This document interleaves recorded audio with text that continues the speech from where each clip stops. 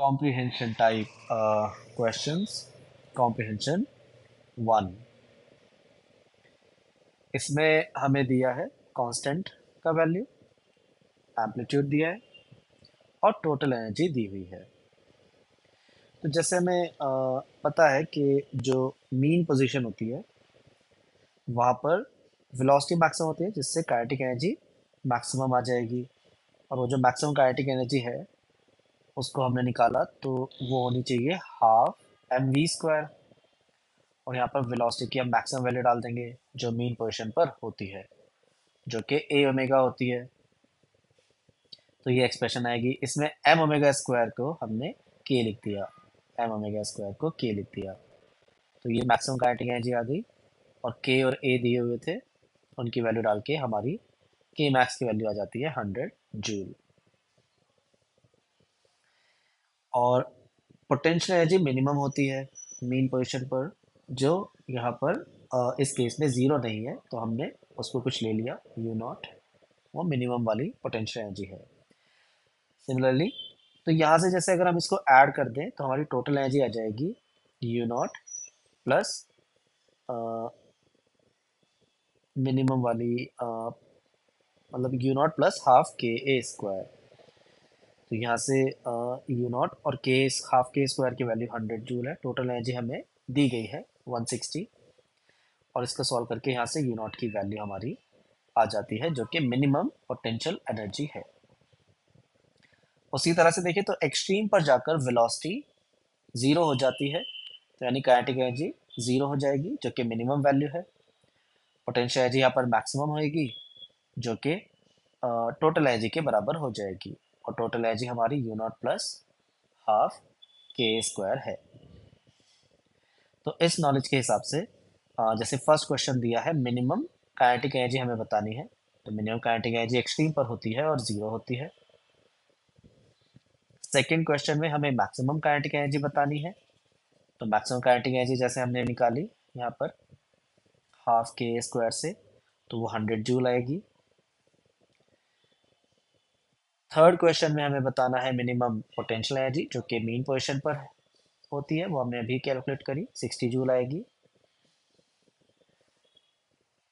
और fourth question में हमें मैक्सिमम पोटेंशियल एनर्जी बतानी है, जो कि एक्सट्रीम पर आएगी, और वो टोटल एनर्जी के बराबर 160 जूल आ जाएगी, क्योंकि एक्सट्रीम पर काइनेटिक एनर्जी ज़ीरो हो जाती है। तो इसमें कॉन्सेप्ट यही है कि जो मिनिमम वैल्यू है काइनेटिक एनर्जी की, वो तो ज़ीरो होती है एक्सट्रीम पर, लेकिन पोटेंशियल एनर्जी की मिनिमम वैल्यू मेन पोजीशन पर जो होती है वो ज़ीरो होना ज़रूरी नहीं है। पोटेंशियल एनर्जी क्योंकि रेफरेंस पॉइंट पर डिपेंड करती है, तो मेन पोजीशन पर जनरली हम ज़ीरो ले लेते हैं। पोटेंशियल एनर्जी जो कि मिनिमम होती है उसको जनरली ज़ीरो ले लेते हैं एज रेफरेंस पॉइंट। इस पर्टिकुलर क्वेश्चन में उसको ज़ीरो की जगह यू नॉट लिया हुआ है। कॉम्प्रिहेंशन 2, इसमें हमको ऐसे एक रेफरेंस पॉइंट लेके प्रॉपर डायग्राम बनाना पड़ेगा। यहाँ से स्प्रिंग को लटकाया है। जब स्प्रिंग अपनी नेचुरल लेंथ पर है उस वक्त हमने एक्स उसका ज़ीरो रखा, एक्सटेंशन ज़ीरो है। जब M1 और M2 दोनों को कंबाइन करके हमने लटकाया हुआ है तो उस वक्त वो इक्विलिब्रियम पर है और रेस्ट पर भी है। तो वहाँ पर हमने टोटल एक्सटेंशन जो है उसको x2 मार्क किया और इक्विलिब्रियम की कंडीशन लगाकर x2 की वैल्यू फाइंड करी कि x is equal to mg से। अब यहाँ पर क्योंकि वो रेस्ट पर है तो ये एक्सट्रीम पोजीशन उसकी हो जाएगी। और जब इसमें से हम M1 रिमूव कर देंगे तो M2 ही सिर्फ बचेगा। और उस वक्त का एक्सटेंशन हमने निकाला फिर से इक्विलिब्रियम लगा के, M1 हटा दिया, M2 बचा है, तो M2 g/k आ जाएगा एक्सटेंशन। और ये यहाँ पर इक्विलिब्रियम पोजीशन लगाई है हो जाएगी। अब नई इक्विलिब्रियम पोजीशन हो जाएगी क्योंकि एक मास हटा दिया गया है, सिर्फ M2 ही बचा है। तो अब मीन और एक्सट्रीम के बीच का ये जो गैप है इसको हम एम्पलीट्यूड बोलेंगे। तो एम्पलीट्यूड निकालने के लिए हमको x2 जो कि एक्सट्रीम का एक्सटेंशन है माइनस x1 जो कि मीन का एक्सटेंशन है, उनको सब्ट्रैक्ट करेंगे और हमारा आंसर ए ऑप्शन आ जाएगा।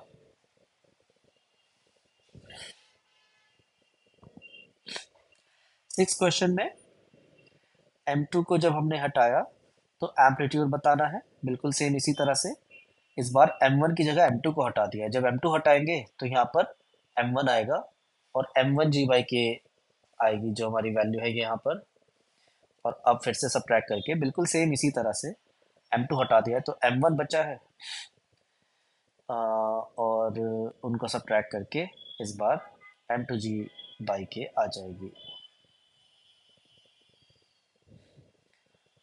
क्वेश्चन नंबर 7 में जब हमने M1 हटा दिया है तो M2 बचा है और इस बार एंगुलर फ्रीक्वेंसी हमें बतानी है। एंगुलर फ्रीक्वेंसी यानी ओमेगा, ओमेगा स्क्वायर का सीधा फॉर्मूला होता है K बाई M। M1 हटा दिया है तो सिर्फ M2 बचा है, तो यहाँ से हमारा बी ऑप्शन आ जाएगा। और सिमिलरली नेक्स्ट क्वेश्चन में M2 हटा दिया और फिर एंगुलर फ्रीक्वेंसी बतानी है। M2 हटा दिया है तो M1 बचा है, तो अब ओमेगा स्क्वायर की वैल्यू K बाई M1 आएगी।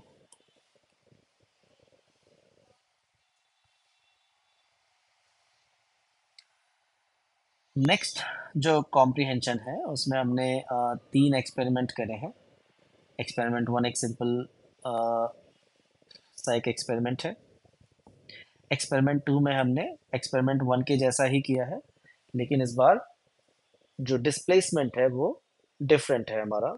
मतलब जो एम्पलीट्यूड है वो चेंज करा है, 4 सेंटीमीटर से 8 सेंटीमीटर उसको कर दिया एम्पलीट्यूड को।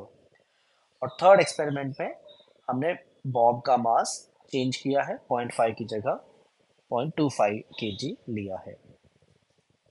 फिर हमें कहा गया है कि एक्सपेरिमेंट 1 में जो पेंडुलम है वो 20 ऑसिलेशंस कर रहा है 1 मिनट में।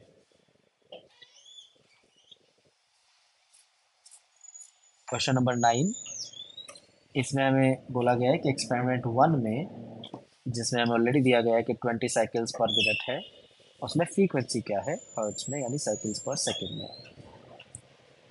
तो यही बेसिकली फ्रीक्वेंसी है, इसमें बस मिनट को सेकंड में कन्वर्ट करेंगे डिवाइड बाय 60 करके, और 1/3 हर्ट्ज हमारी फ्रीक्वेंसी आ जाएगी।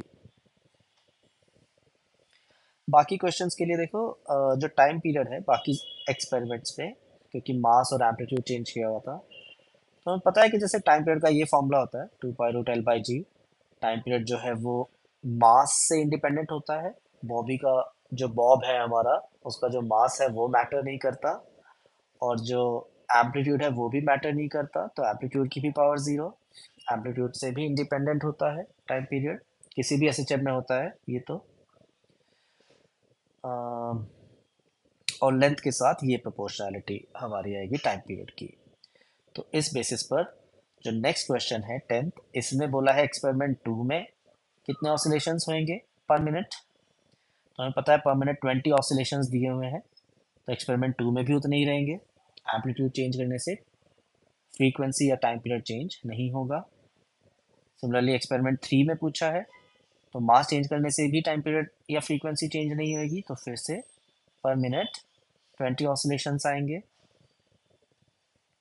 क्वेश्चन नंबर 12 में टाइम पीरियड का लेंथ के साथ ग्राफ पूछा है, तो हमें पता है कि वो ये वाली प्रोपोर्शनैलिटी होती है, तो उस हिसाब से हमारा ए ऑप्शन आएगा।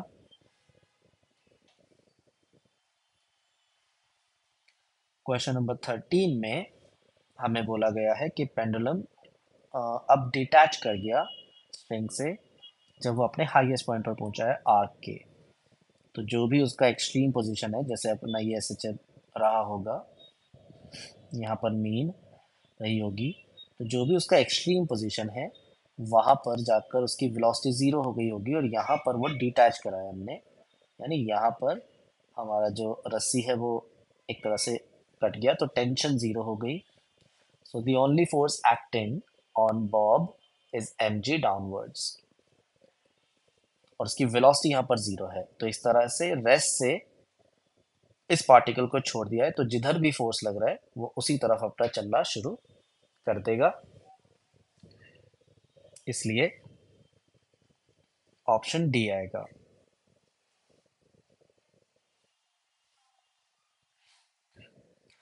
फिर जो नेक्स्ट कॉम्प्रिहेंशन है, इसमें हमें बोला गया है कि देखो normally potential energy x square के प्रोपोर्शनल होती है और टाइम पीरियड इसके प्रोपोर्शनल होता है। लेकिन अगर हम पोटेंशियल एनर्जी को, ये जो v है यहाँ पर, ये पोटेंशियल एनर्जी को ही v से डिनोट करा हुआ है, और इस बार बोला है कि अगर x की पावर 4 के प्रोपोर्शनल हो तो हमें कुछ चीज़ें बतानी है। पर इसमें ये भी है कि x की पावर 4 के प्रोपोर्शनल पोटेंशियल एनर्जी बस यहीं तक ही है, इसके बाद पोटेंशियल एनर्जी कांस्टेंट है। ये दिया हुआ है कि जो पोटेंशियल एनर्जी है वो कांस्टेंट हो जाती है x नॉट से आगे जाके, तो यहाँ पर पोटेंशियल एनर्जी कांस्टेंट है। तो जहाँ पोटेंशियल एनर्जी हमारी कांस्टेंट है वहाँ पर हमारा जो फोर्स है वो ज़ीरो आ जाएगा इस फॉर्मूला के अकॉर्डिंग। पोटेंशियल एनर्जी कांस्टेंट है तो फोर्स ज़ीरो, यानी यहाँ पर जहाँ पोटेंशियल एनर्जी कांस्टेंट हो गई है फोर्स नहीं लगेगा। यानी एक बार अगर पार्टिकल वहाँ कहीं पहुँच गया तो उसके बाद वो न्यूट्रल इक्विलिब्रियम में आ जाएगा और बेसिकली एक कांस्टेंट वेलोसिटी से जो है चलना शुरू कर देगा और वो सिस्टम को एस्केप कर जाएगा, वापस इक्विलिब्रियम पे नहीं आएगा। वो वापस इक्विलिब्रियम में कब तक आएगा?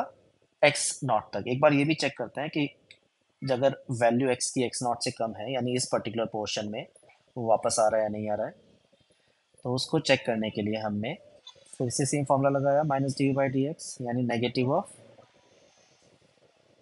Of slope. D U by D X जैसे हमें पता है स्लोप होता है, तो हमने यहाँ पर जैसे स्लोप बनाया, स्लोप हमारा पॉजिटिव आता है तो फोर्स हमारा नेगेटिव आ जाएगा। नेगेटिव फोर्स का मतलब होता है टुवर्ड्स ओरिजिन, क्योंकि यहाँ पर जैसे एक्स पॉजिटिव है तो फोर्स हमारा टुवर्ड्स ओरिजिन आएगा। टुवर्ड्स ओरिजिन का मतलब है कि अगर हम यहाँ से पार्टिकल को छोड़ें तो वो वापस ओरिजिन पर जाएगा, इट विल कम बैक। और वो वापस क्योंकि जा रहा है इसका मतलब ये स्टेबल इक्विलिब्रियम है और पीरियडिक मोशन होगा।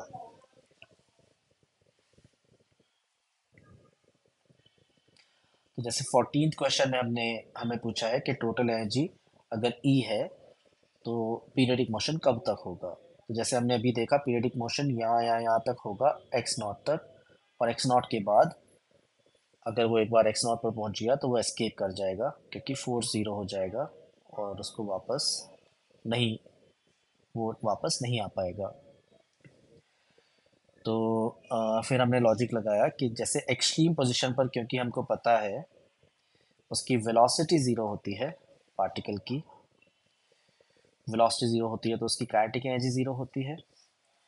इसका मतलब उसकी जो टोटल एनर्जी है जो कि ई दी गई है वो पोटेंशियल एनर्जी के बराबर हो जाएगी, क्योंकि total energy potential energy plus kinetic energy होनी चाहिए, और एक्सट्रीम पर हम देख रहे हैं तो काइनेटिक एनर्जी तो जैसे ज़ीरो ही है ऐसा।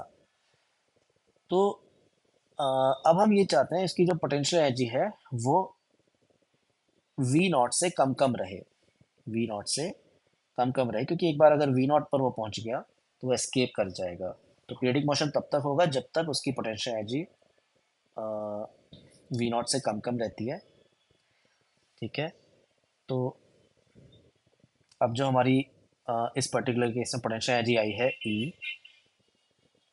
वो मैक्सिमम पोटेंशियल एनर्जी जहाँ तक एस एच एम हो रहा है उससे कम होनी चाहिए, यानी ई जो है वी नॉट से कम हमारा होना चाहिए,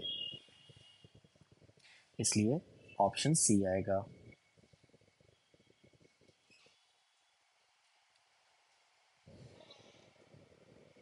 क्वेश्चन नंबर 15 में हमें बोला गया है कि पीरियडिक मोशन अगर हम इसको ले लें स्मॉल एम्पलीट्यूड के लिए, मतलब एक्स नॉट से कम कम, ताकि वो पीरियडिक रहे, तो टाइम पीरियड की प्रोपोर्शनैलिटी हमें बतानी है, और हमें प्रोपोर्शनैलिटी बतानी है एम ए और एम्पलीट्यूड के साथ।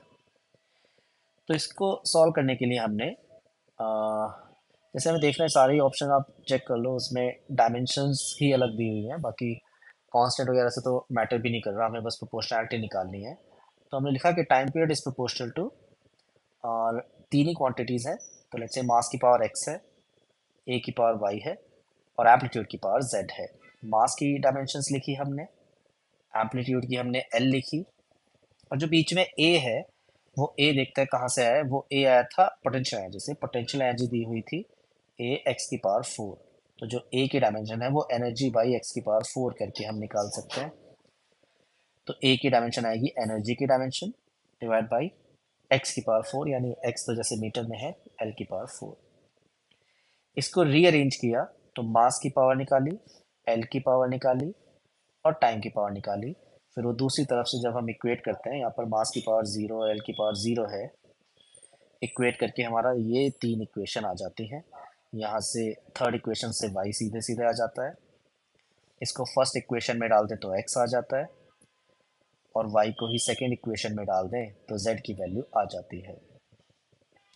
और यहाँ से हम प्रोपोर्शनैलिटी लिख सकते हैं एम्पलीट्यूड के साथ, और मास के साथ जो प्रोपोर्शनैलिटी आएगी, मास की पावर हमने x ली थी, x की वैल्यू हाफ आई है, और जो a है उसके साथ y हमने ली थी तो वो हमारा माइनस हाफ है।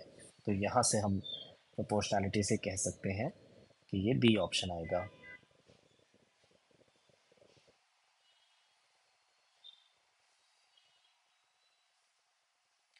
क्वेश्चन नंबर 16 में एक्सेलरेशन पूछा गया है पार्टिकल का इस वैल्यू के लिए। तो जैसे हमने स्टार्टिंग में भी देखा, पोटेंशियल एनर्जी कांस्टेंट हो जाती है जब x नॉट से बड़ा हो जाता है x, और वहाँ से फोर्स की वैल्यू ज़ीरो आ जाएगी डिफ्रेंशिएट करके, यानी एक्सेलरेशन उसका ज़ीरो आ जाएगा।